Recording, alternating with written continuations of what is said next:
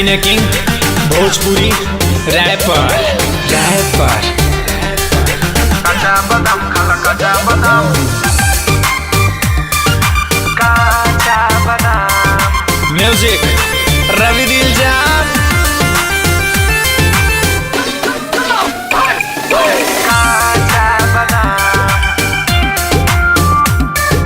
कच्चा बादाम खाला कच्चा बादाम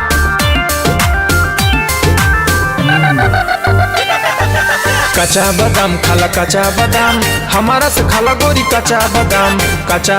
खाला कच्चा बादाम हमारा से खाला गोरी कच्चा बादाम काचा बादाम काचा बादाम काचा बादाम हो काचा बादाम प्यार तो से करीला केहू से न डरीला प्यार तो से करीला केहू से न डरीला देहिया बुझाला तोरा काचा बादाम काचा बादाम काचा बादाम कच्चा बादाम खाला कच्चा बादाम हमारा से खाला रानी कच्चा बादाम काचा बादाम हो काचा बादाम तोरा अखिया में बाटे जादू हो देखी दिलवा हो जाला बेकाबू हो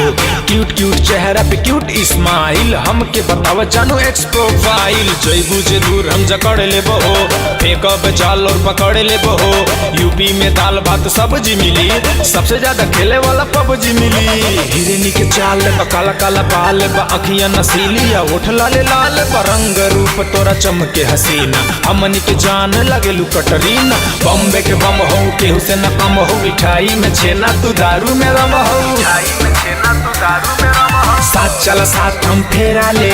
नदिया किनारे हम डेरा ले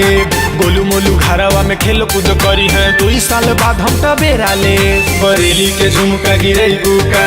यूपी के ठुमका लगैबू का पागल लवंडा शराबी नहीं हनीमून दुबई मनैबू का कच्चा बादाम खाला कच्चा बादाम हमारा से खाला गोरी कच्चा बादाम खाला कच्चा बादाम हमारा से खाला गोरी कच्चा बादाम काचा बादाम काचा बादाम काचा बादाम तू खाला काचा बादाम कच्चा बादाम